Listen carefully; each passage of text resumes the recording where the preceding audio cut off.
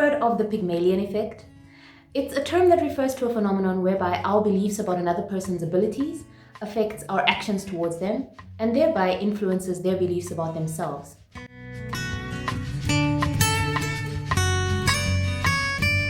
In 1963, Professor Robert Rosenthal conducted one of his most famous experiments with Lenore Jacobson. At a San Franciscan elementary school, he and his fellow researchers conducted a set of tests of general ability across the student population.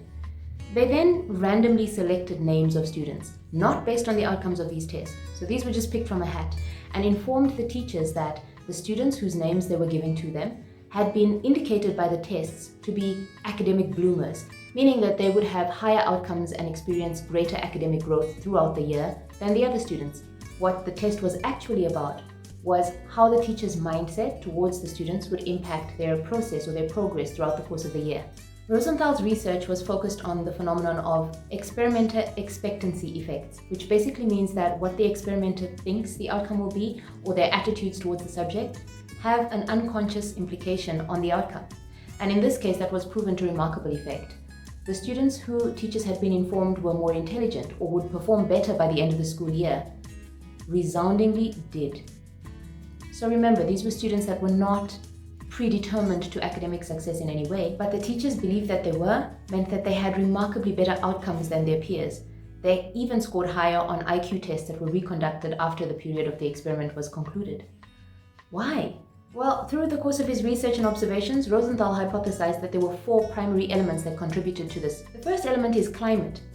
Through their belief that these students were more successful, more intelligent, had more to give, he believes that teachers were simply nicer to these kids. They created a more positive environment. They smiled more, they acknowledged their efforts, they were there for them, they were present. They basically made these students feel more welcome and more successful in the academic setting than they may have had they held a different belief about them. The second element was input.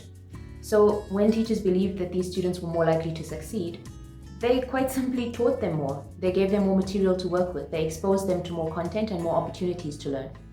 The third was response opportunity. So students who were seen as more likely to succeed were given greater opportunities to respond to tasks, to answer questions. They had more opportunity to engage with content, and often it was observed that there was more collaboration between students and teachers in coming up with this response, meaning that they were generally more supported through the opportunity to respond. And the final element was feedback. Students were given feedback on the answers that they gave at a higher rate and more constructively than their peers. So what was found, and this is the one that really struck me the most, is that teachers were more likely to accept a lower than ideal response or a partially correct answer without intervention from a student who they didn't believe was predisposed or had the talent to succeed. In these students that had been earmarked as being exceptional, teachers gave feedback more frequently, and they did so in a way that enhanced the quality of the response and of the students' understanding. The results of this particular set of research are mind-blowing, and for a teacher, the implications are obvious.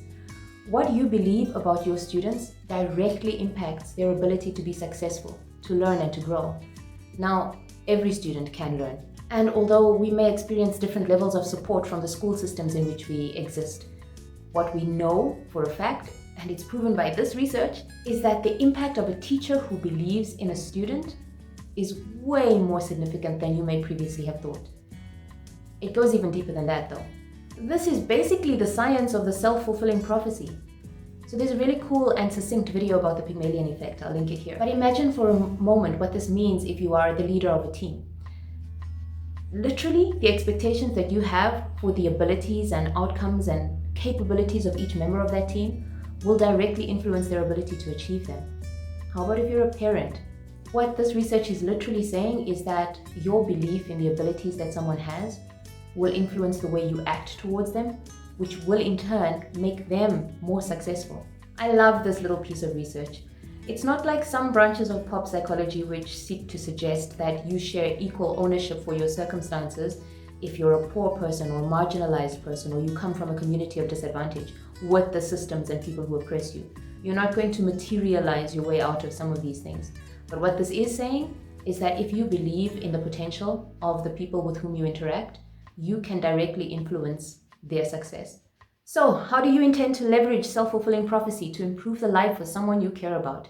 How can you use it in your professional life or with your kids? And if you're a teacher, how are you going to make sure that you're following those 4 elements and giving all the students in your classroom the care, attention, and belief that they deserve in order to reach the highest bars of which they're capable?